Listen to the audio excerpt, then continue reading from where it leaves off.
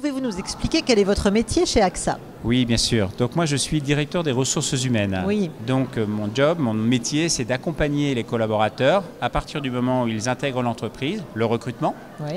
l'intégration, et puis aussi tout le développement professionnel. Donc je m'occupe de mobilité. Je fais des entretiens pour permettre à des gens régulièrement donc, de pouvoir changer de métier, changer de poste. Comme on est un grand groupe dans une entreprise comme AXA, vous pouvez changer de métier. C'est envisageable. Voilà, vous commencez au départ sur des métiers opérationnels, puis après vous faites des métiers plus fonctionnels, puis après vous pouvez aller sur des métiers d'encadrement. Donc ça nécessite d'accompagner les collaborateurs. Donc le directeur des ressources humaines, son métier, donc une fois qu'il a recruté, une fois qu'il a intégré, il a aussi toute une activité sur le plan de formation. Donc aider les personnes à acquérir de nouvelles compétences parce que nos métiers évoluent tout le temps. Aujourd'hui, par exemple, c'est le digital, donc il faut être capable de pouvoir travailler avec de nouveaux outils. Eh bien, je vais monter les plans de formation pour permettre aux collaborateurs de pouvoir, je dirais, suivre cette évolution professionnelle. Et puis, si on va jusqu'au bout de la chaîne, après, il y a des personnes qui veulent éventuellement quitter l'entreprise ou qui veulent prendre leur retraite. Eh bien, on les accompagne également pour pouvoir monter leur dossier de retraite. Donc, c'est tout au long de la vie professionnelle qu'un DRH accompagne un collaborateur. Quelles sont les formations qu'AXA recherche? Alors, les formations qui permettent d'accéder à nos métiers sont assez multiples.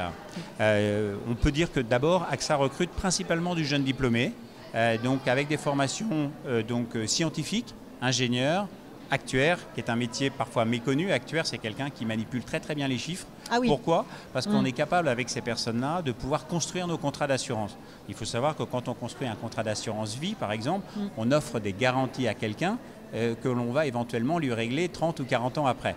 Donc ce sont des gens qui manipulent bien les chiffres pour savoir à quel tarif et qu'est-ce que l'on peut prendre comme type de risque, donc ils sont capables d'évaluer le risque. Ensuite, on prend aussi des écoles de commerce. Oui. Là, ce sont des personnes qui vont nous aider pour renforcer nos forces commerciales, animer nos agents généraux, rencontrer nos clients. On prend aussi des juristes. Parce que qui dit assurance dit obligatoirement du droit.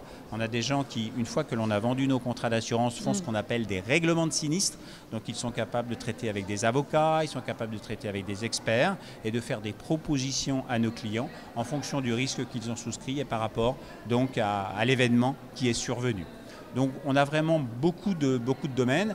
Après, on peut aussi prendre des gens en communication, des gens en ressources humaines. Donc il y a quand même une multiplicité de formations qui permettent d'accéder au métier d'assurance.